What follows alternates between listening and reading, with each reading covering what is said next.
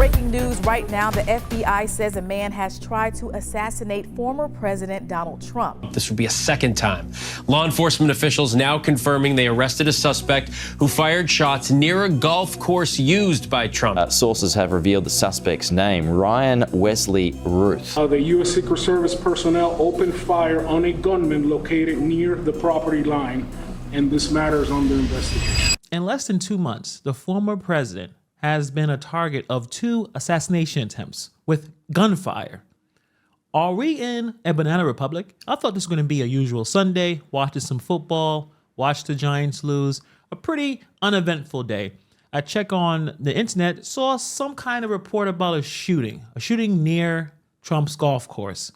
I didn't think too much of it. I'm thinking, well, that's kind of weird, but whatever. It's Florida, everyone has guns down there. But then we found more information about what happened, and it's pretty disturbing. These events raise some serious concerns about the effectiveness of the people responsible for the protection of the president, particularly the Secret Service. The witness that witnessed the incident flew him up there, and he identified as the person that he saw running out of the bushes and jumped into the car. Now, in the bushes where this guy was, is a AK-47 style rifle with a scope, 2 backpacks which were hung on the fence that had ceramic tile in them, and a GoPro, which he was going to take pictures of.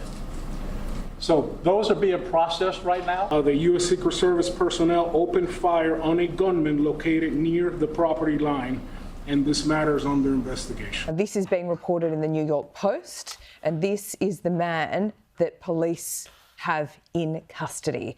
So this is a face to the name of this 58-year-old Ryan Wesley Ruth. This guy is all for Harris, completely against Trump, because he says democracy is on the ballot and we cannot lose. We cannot afford to fail. The world is counting on us to show the way. This is another example of how the rhetoric of Biden and Harris is causing people to feel like they need to go after Trump in these kind of desperate and horrible ways. If they really believe that democracy is on the ballot. So while law enforcement has quickly caught the individual and obviously took care of what happened a couple of months ago, the fact that these attacks can occur at all in such close succession paints a really worrying picture about how strong America's security is. Are we witnessing a breakdown on fundamental systems designed to protect high-profile individuals? Are we truly becoming a banana republic where political figures are perpetually under threat? Let's get into it. So why did I say banana republic?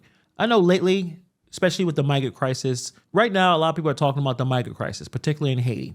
And one of the reasons why people want to leave Haiti is because there's tons of political issues, a lot of problems there. It's very poor, and there is no real leadership there.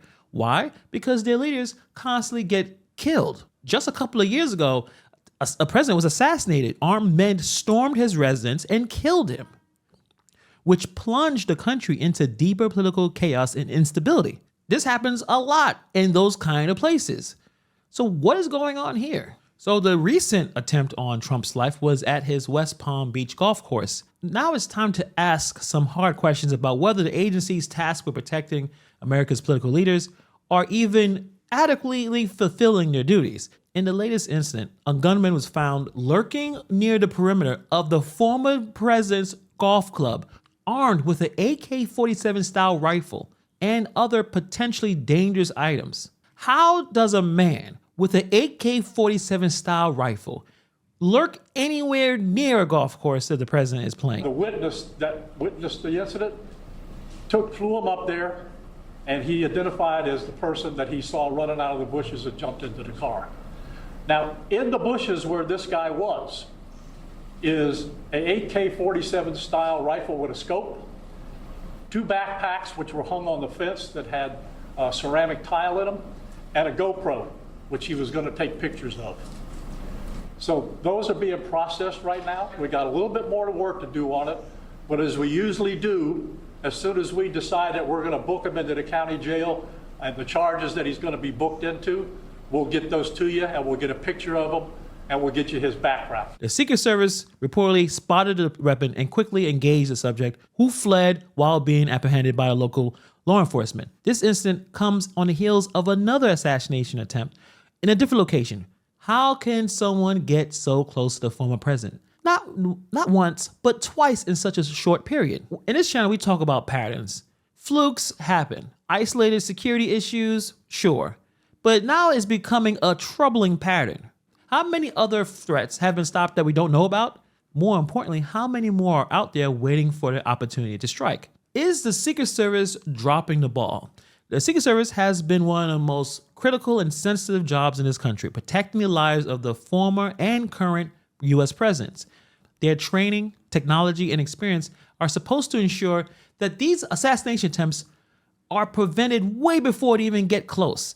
Not to a point where a guy walking around near a golf course with an AK-47, but twice now they failed to stop individuals with lethal intentions from getting near Trump. You can basically say it by sheer luck and the quick actions of certain agents that these attempts didn't result in tragedy, but there is a trouble pattern emerging. The Secret Service has often been reactive rather than proactive in these situations. I mean, think about it. This dude was only spotted with the rifle when he was already positioned himself in the bushes. Why was this threat not neutralized before the suspect even reached the perimeter? What happened to surveillance and technology? It seems like these systems they have was not robust enough to flag the suspicious activity long before a person with an AK-47 is hiding in the bushes. There was shooting that happened. This is a breakdown in the system. Whether you like President Trump or not, I think we all have to realize that there's something going on, that there's something that we need to take very seriously. Now, yes, Trump is a very polarizing figure, and perhaps that the volume of threats directed at public figures, particularly someone as polarizing as Trump, has overwhelmed the system. But whatever the reason, the repeated lapses in security are unacceptable. In the political discourse, I talk about the term banana republic. It refers to a country being plagued by instability, corruption, and ineffectiveness in its government and institutions.